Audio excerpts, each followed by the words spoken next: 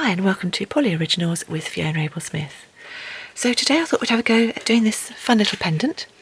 It's a very simple technique. The only technical or tricky bit is to put the metal in as a surround. If you happen to have at home any metal rings that are about the size you want to use, then that would make life a lot simpler, so do feel free to use those. I first did this one several years back when I bought a dress. And as probably like a lot of you, having bought a dress, I decided to make a piece of jewellery to go with it. So the dress was made up of this wonderful material, which I really liked the pattern for, and I really liked the colours. And this is what I made to match it. So you can see there I've matched all the colours as best I could, and this does go very well with the dress. And even when I wear it with other outfits, I still get lots of comments. So I have had a bit of a play around with different colours, using different domes and different moulds to give myself different amount of curvature on the piece, and I thought I'd show you how to do this one today. This is the colour scheme we're going to use because I'm using colours directly from the packs, so I know that's easier for a lot of you. So we'll have a bit of fun with this one today. I hope this one's one you enjoy, and we'll start off by going through what you need for today's session.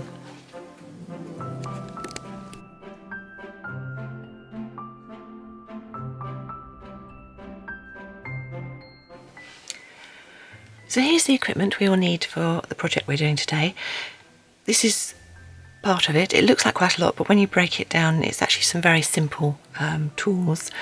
I will be using a pasta machine to condition and put the clay through on a very thin setting, and I'll also have some wet wipes to hand just to keep myself and my tools clean. Apart from that, I will be using a large roller. Now I'm not actually using this to roll the clay out, I'm using this as a size because that's very handy, and I'll come on to that in just a second. Tissue blade, a craft knife. I've got two sizes of knitting needle. This one's a 4mm, this one's a 2mm. I've got a ball tool. You don't actually need one of these. If you haven't got one of these, then the knitting needle and or a cocktail stick will work just as well, but if you've got one, it's good to use them. I'm using two cutters for the size of pendant we're doing today. The first one, the larger one, is 1 3/4 inch diameter, that's 4.5 centimetres. The smaller one is 1 1/4 inch diameter, that's 3.5 centimetres. I'm also using a wee tiny little cutter. These are available from loads of places online. If you've got one, fantastic. If you haven't, well, say there are other ways around doing that. And then I've just got a beading needle because we're going to use this to cut the clay, and the clay does get stuck inside at times, so I've just got a beading needle there to be able to push it out. I've just got myself a piece of hardboard to use for pushing down on the cutters because I don't want to hurt my hand, and these are the cutters which both sides cut through. A little bit of liquid clay, which I've just decanted into a pot here for ease of my use, and then a little paintbrush just to put the liquid clay on later. And I am using a measuring sheet, not actually to measure, just to work on, so it's just a laminated sheet. So that's the first set of tools, then we'll come on to the next lot. We need to use some form of mould just to create a nice domed shape, so there's various things you can use. This is from Sculpey, which is actually their dome or their hollow bead maker. This is just a measuring spoon, which I use quite a lot for various different things. This is just a round domed metal shape, and I will be using this today. Very similar to some metal bowls you can get in IKEA. I know they are phasing them out, but they're putting the same things in glass, so obviously you could use a glass equivalent, and of course the top of a spent and used light bulb works just as well. So that's your moulding shapes. To create the metal surrounding the piece, I'm using silver or gold plated wire, and this is 1mm thick. And then to cut that and to manipulate it, we need cutter pliers and some flat nosed pliers. Then we're going to create some texture.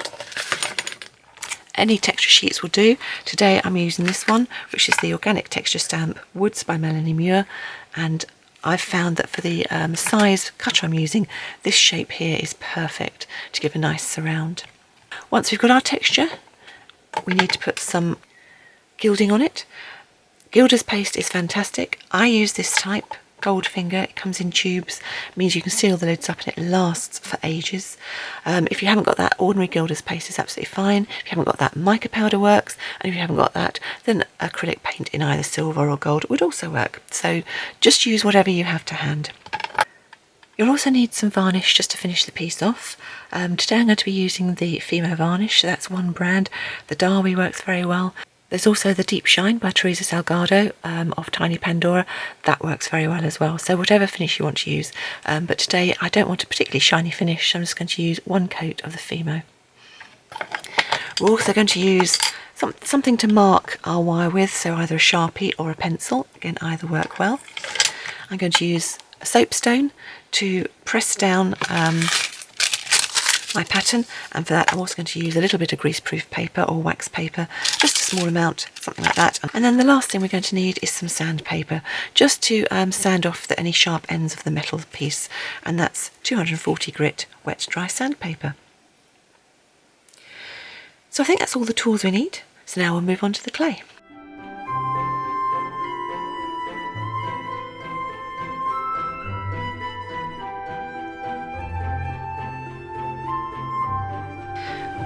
So it's a very small amount of clay we're going to use for today's project. I've used brand new colours here simply because this is a tutorial, and I know most of you want to follow and use the colours that I'm using straight from the packets. But this is a really good technique to use up all your little leftover bits and pieces of clay, put them together, create a new colour scheme. That's what I've done with a lot of the pendant samples that I show you in this video. However, if you're starting from scratch, black clay is the most you need. We use that for both the underneath of the pattern bit and for the underneath of the gilded bit surrounding the pendant, and that is a quarter pack, so half an ounce or 14 grams. And then these little colours have just in tiny little bits, so these amounts, they're about 2 grams of polymer clay, so very small amounts. I'm using Fimo Soft today. All the clays are equally suitable for this technique, and say just use whatever you have to hand. But for those of you who want to follow my scheme, this is aqua, that's white, that's plum, that's the purple, that's lilac, and that's lemon yellow with a tiny bit of apple green. You can see the proportions I've done there, and that will give me a nice, really acidic green. So what you need to do next is condition all your colours. My pattern machine settings go from 0 being thick and 9 being very thin. So I'm going to put the black through on a medium setting, which is number 3 on my machine, and then all of these I'm going to condition and put through on the thinnest setting, number 9. So I'll bring you back when I've done that.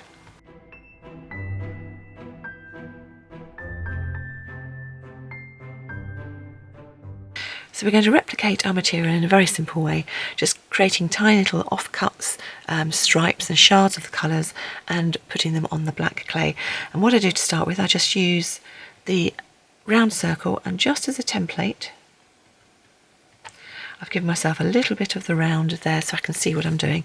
I'm just going to turn that round so that it's facing your way, so you can see what I'm doing as well. What I noticed when I was looking at the material was that all the colours were layered up in the background. The white, which had the most definition in pattern, which looks sort of like stalks and flower heads, was on the very top. So I recreated this by just creating little tiny slices, little shards, completely random, of some of the colours.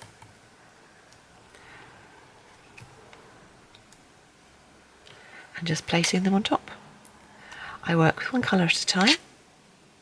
Place them down all sorts of weird and squiggly ways. Don't worry about it being neat. The pattern on the material was fairly random, or that's what it looked like. And I don't put too much down, just a little bit of each colour. When you've done one colour, move on to the next. We're going to really manipulate those colours on top of our piece. If your pieces break off, you don't get a nice line. Just put off the break-off bits you've got. And so what I found is that it looks nice if you've got some of the black showing through. In fact, I often will add more black in if I'm finding I'm not having enough black showing through. Because when we're going to press down and move these colours around in a moment, it will change the amount of black and the proportion that we're working for. But as you can see, very random. I'm just spreading the colours around, spreading the shapes. I'm not thinking too much as I cut through the shapes. I'll leave the green to last. Let's do some of the blue. Similar thing. Just cut yourself little lines. If it breaks off, Just use what you've got.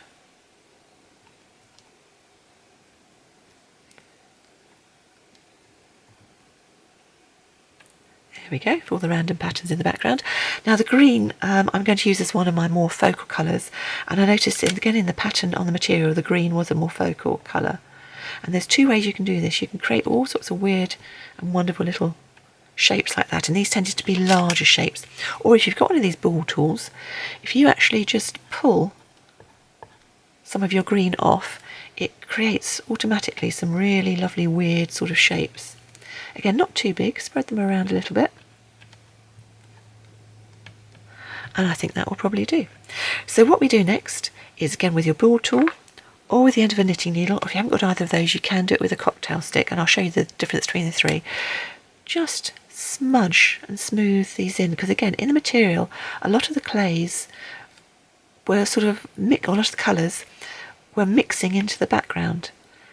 So I replicated that by doing that smudging movement. So that's it with a ball tool.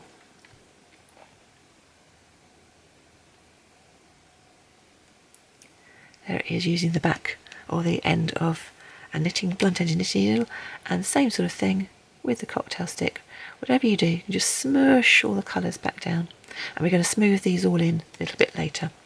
So I found that the ball tool just gives you a slightly smoother smushing movement, which is why I decided on moving onto that one. But you can see there I've already taken away virtually all of the black. So what I'll then do is, with a little bit of my craft knife from the raggedy edge going along, I will just put some little bits of black in. Fairly random, just build it up as you want to go along. And all I was thinking the whole time I was doing it was just replicating the material.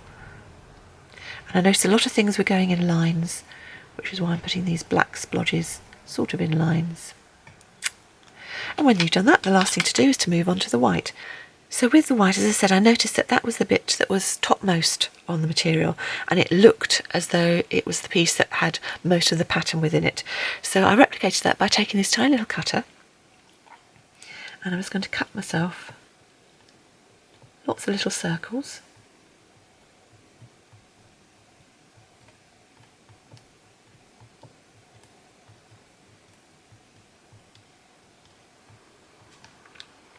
So there for use in a minute. And luckily I didn't actually need to use the needle to press any of the, got stuck in the ends out, but it was there if I needed to. So I'm just going to chop that off, pull that away just to see how many of those have stuck. Not a lot, but there is proud enough out there that I can pick them out in a minute. Actually, I'm just going to pull that off. It's been sat there waiting for me to do this, so it's just stuck a little bit too much to the measuring sheet. So I'm going to do it over here instead.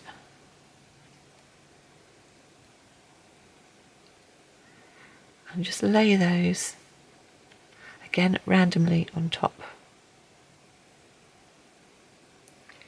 You don't have to be too neat or too accurate, because again we're just replicating sort of clothing, and it's whatever pattern you want it to be.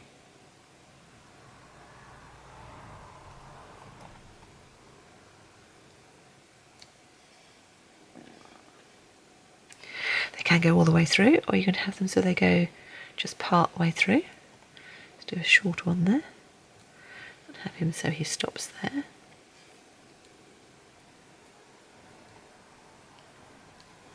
Put that one up there. If they break off, that's absolutely fine. And then with these small dots, I just pick them up, and to replicate a flower I either put 4 or 3 together, just to make a very simple flower head. So we'll do 3 on this one. And this gives you a larger bit of white. Now I have noticed when I was doing other colour schemes, it does look better when you've got the really good contrast of having the bright white with the black on the background. The one I did where the lightest colour was the aqua blue, for me personally I thought it looked better, or it was less intense colour combination. But again, it's personal preference, so have an experiment. I'm just adding a few of these randomly in. When you've got to a stage at which you think, okay, that's enough, you can stop And I think that is, I've reached that stage, that's enough. So I'm going to put all these bits back to the back. And as you see, we've used hardly any of this. You can do loads of different pieces with this. Some stage I want to do a really nice bangle using this technique, so that'll look lovely as well. So then take your waxed or greaseproof paper. And if you've got a soapstone, fantastic. If you haven't, again, your roller, such as this, will do just as well to smooth down. But I have got a soapstone, so I will use one of these. And I'm just pressing down, pressing all those details flat into the background. I'll lift it up halfway through to see whether or not I want to make any slight adjustments. And I might just put the tiniest bit of black in the middle of a couple of these flowers, now that they're pressed down and I can see what's going on. So I'm not being particularly neat. And it's not round, I'm just adding a bit in. Right, okay. And now I want to do it so it's completely flat and smooth.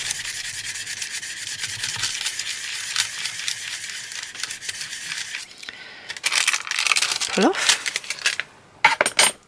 And then we're going to find our cutter. Find a nice place in the pattern that we like the look of. I'm using my board, as I said, just to save my fingers. Press down nice and hard. I always give it a slight twist round to make sure it's come out nicely.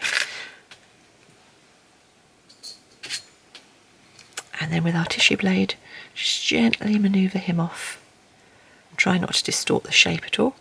Make sure I've got no jagged bits underneath. And then we'll just sit him on top of my dome shape. This is very similar doming to an old light bulb, this one. It's easier for me in the oven because it's not quite as high as a light bulb. Make sure you've got the nice round shape still, it's not distorted. And it's nicely pressed down on top. If at this point you see any dirt or any mess on it, you can just very gently take a wet wipe. And keeping the wet wipe nice and flat, and bunching it so you've got a nice flat top, you can just very gently just wipe over the top. Now I'm hardly pressing at all, just making sure I'm taking any mess off. And if you're happy with that, then it's ready for baking, and bake that as per the manufacturer's instructions.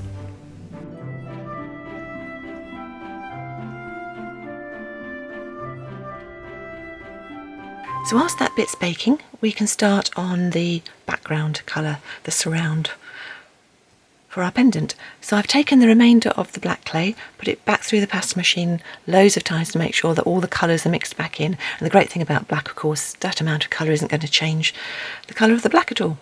So I've got the texture sheet here, which I've liberally doused with corn flour or cornstarch as a releasing agent. If you don't have that, a water spritzer will do. And then we're just going to press that down. And the reason I love these ones is that you can see as you're going where you've pressed down. So the only area I want really is that one, so I'm just going to press down nice and firm on that. You can see by the blackness, the clay underneath, that's taken the impression well. Pull off. Don't worry about the corn flour stuck to it, so that's going to not show in the final bit we do. And then I'm going to take our larger ring for the outside, and I'm going to put that down right over where I want to cut.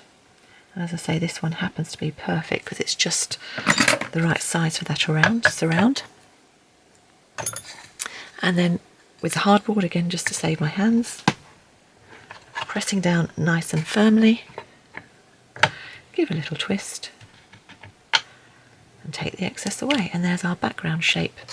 And again, very carefully with the tissue blade, just pull him up off the sheet, making sure I'm not distorting the shape. Roll round to take off any excess bits that are stuck. Now I happen to have two of these moulds, so whilst the first one's baking, I can already do this bit. If you haven't got two moulds for whatever you're using, then obviously wait to do this bit until your bit is finished baking. And then I'm just going to gently press down, making sure there's no air bubbles underneath. And then take my gilder's paste. This is the gold finger, which I'm using the silver version of, or your actual gilder's paste, or your mica powder, or your acrylic paint, whichever you want to do. I'm just going to take a little bit and just and just rub it on the outside only, just to really show up that texture. And then the last thing we do, just to get ready whilst the other piece is baking, is we'll start doing our metal surround, our piece of silver wire. So this is the only really sort of, what I'd say, slightly tricky bit of doing this pendant. And if you don't have any wire or you don't want to do this, then what you can do is when your piece is baked, just simply apply some gilder's paste around the edge of it, and that is an alternative. However, if you want to have a go at this, it does create a very nice look. So I have taken our cutter. At the moment, we're just going to get ourselves roughly the size that we want, because we'll cut this completely to size once our piece is finished baking. So I'm just going to very gently use my fingers to curl this piece around. Now I know, because we cut our piece on the inside of this cutter, the outside here is going to be wider than we need. So I'm going to take a Sharpie, or a pencil will do, but a Sharpie is easier to see on tutorial, and I've just added a little line there on the outside. So I now know which way to cut down. So I'll just cut straight down along that mark, and there we've got our piece ready to go. However, it is of course bending at a size much too wide for our cutter at the moment. So this is where the roller comes in. So I've worked on the basis of this is quite a bit smaller in diameter than the ring I want. So therefore, if I take this piece of wire and very carefully with my fingers really bend this round, I'm holding on to the end bit here, do watch yourself when you get to the other side of the cut piece, do not cut yourself, because these ends are sharp.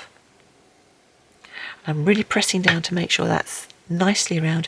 You will then end up with a nice round shape, which is slightly smaller than the inside of your piece, because the wire always springs out slightly once you've bent it. So you're looking for a shape that's much smaller.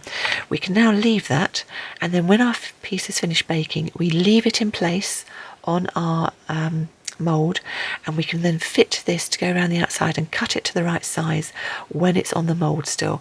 And because it's got this springiness, and because we've made it slightly smaller than it needs to be, the springiness of the wire, when we pull that out slightly to fit around the baked piece, will actually hold it in place.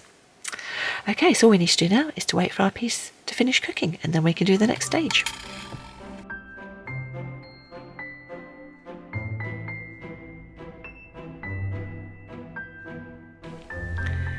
Here's one I completed earlier, so I don't have to wait for the other one to finish baking. It's still attached to the dome. I haven't removed it, and that's quite important because we're going to use that as a base whilst we try out the size of the ring. Now the ring will be smaller at the moment than the size. The first thing I'm going to do is to make sure that I've got one end which is nicely sanded straight. So I'm going to use this end because it's the nicer curve. That one's got a slight bend on it. So take your sandpaper, wrap it round, and then slip the ring over, and very carefully, making sure you don't hit yourself with this piece, just sand backwards and forwards.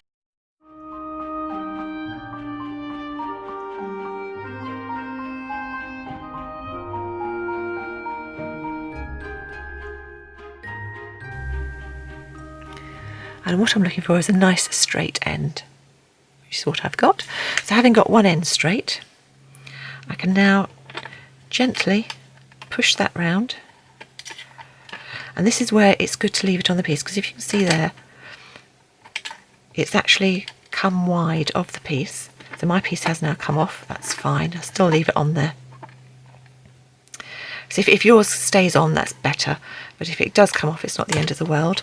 And then you're going to use that round there, and then where the overlap is, pressing that back round, I'm just going to make a little mark, and then wherever that little mark is, I can then cut off.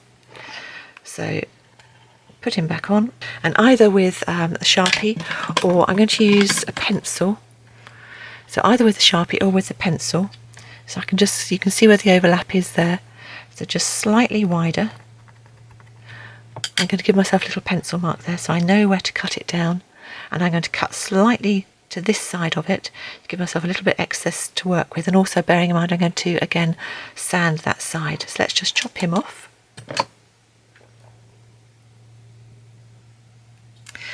Now when you're chopping, I've got a very small piece that's going to come off here, so I need to make sure that doesn't ping away. So if you've got something like a plastic bag, you can do that.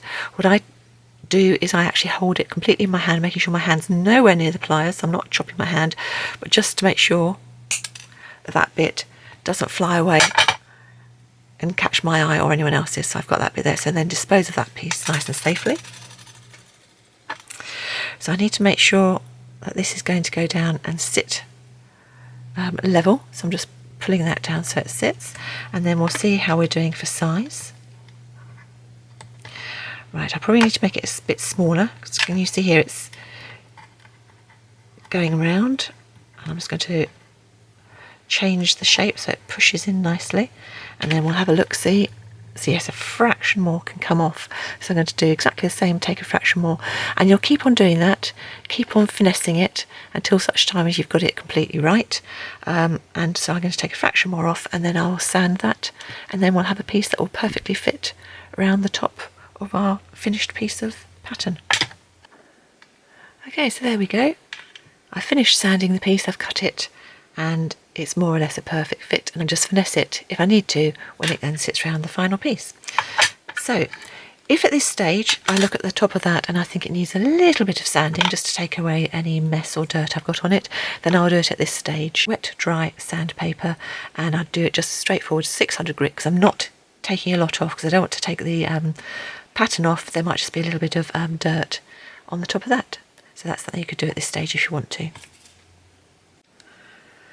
So I've just sanded that one very slightly, which is why it will now look slightly grey on the surface, and as I say, I just used 600 grit wet dry sandpaper. So here we have our piece that we put the silver gilt on earlier. So he will just sit there. Let's check how he's going to look. So yes, I'm quite happy with the underneath pattern. So now I'm going to take a very, very small amount of liquid clay and just rub it where my piece is going to sit. And then I'm going to press him down from the middle and press him down quite hard because I want him to sit firmly into the bottom clay. And then with that little paintbrush we had,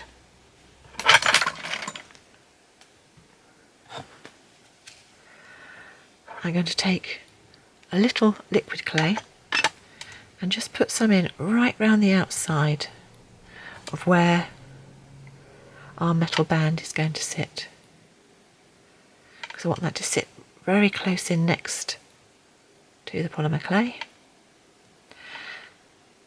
And then we should be able, with this amount of liquid clay and then the varnish that goes on top, to not need any other form of gluing, because it's inside or it's part of the pattern, and there's not a lot of pressures and not a lot of things going to touch the metal band. That should be all we need.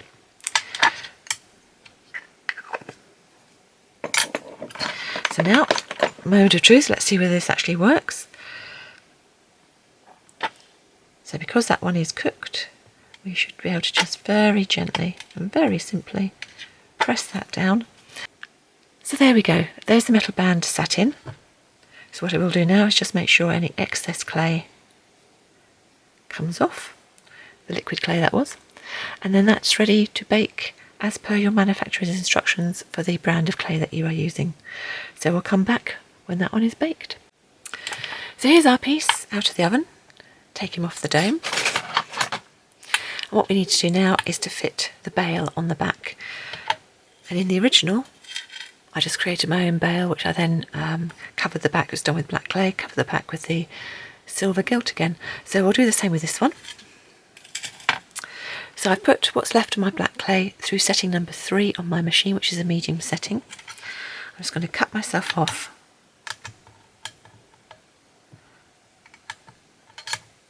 a smallish bit of neat clay. I'm going to get the 2mm knitting needle because that's the size of the channel I want to make in the back, And then with the rest of this, I'm just going to roll this up into a ball. Make sure there's no air trapped inside. Roll it into a bit of a log. It's not particularly domed, the back of this one, so I don't need a large amount. The bigger the dome, the larger the amount of clay you'll need. So I'm just going to press that a little bit flat. Decide which way up you want your piece to be. So I think I'm going to have this bit towards me as being the bottom. So turn him over, so that'll be the bottom.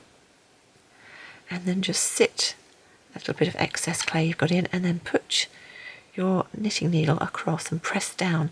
Because what I'm looking for is I'm looking to make that completely flush with the outer edge, both sides, so that when we put the channel in, it'll hang really nicely. So then just look at the way it's hanging to make sure you're happy with that. Yep, that's fine. And then take your bit of clay, your excess you've just taken off, and just gently push that over the top. So we now need to neaten that off. So with your other knitting needle, just roll the excess clay down into the bottom of your piece, and then with your thumb or any other tool you've got, I'm just going to just really smooth that clay down.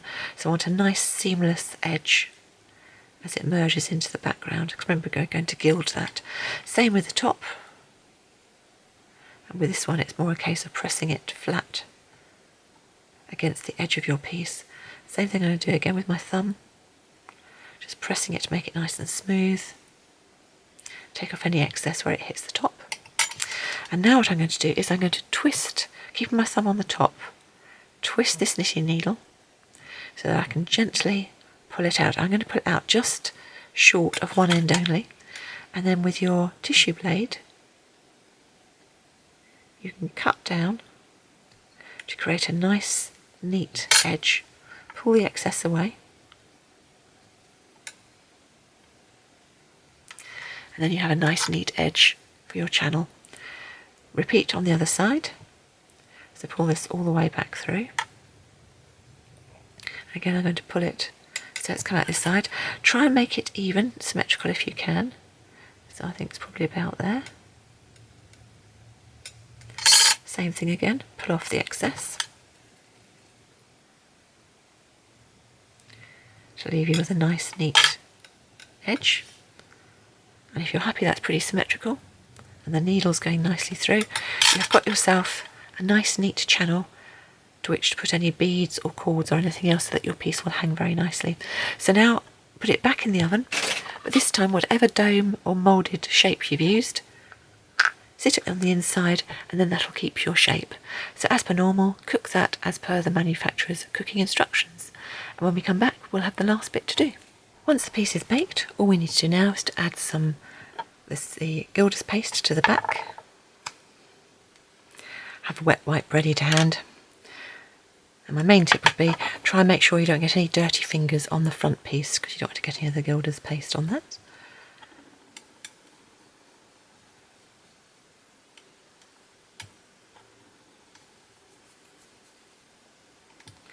And just gently smooth it over. I quite like putting it on with my finger because it gives a more rustic appearance on the back and slightly antiqued sort of look. If you want something more definite, then say acrylic paint gives you a really nice look. And then I'll go around the edge.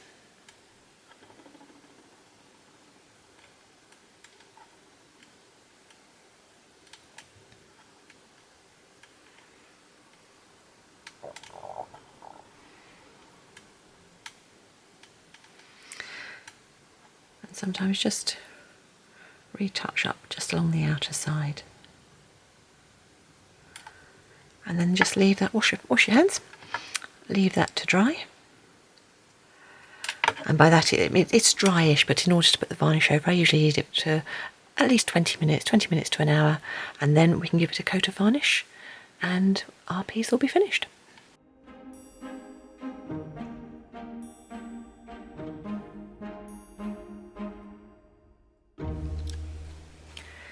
So just to show you the other samples I did, this one was very much the blues, 3 different blues, a little bit of dusky green, some dusky pink. And this was the one that I say I probably least prefer, because although I use the aqua, the light blue, to me it doesn't pop in the same way as having the white in the other ones does.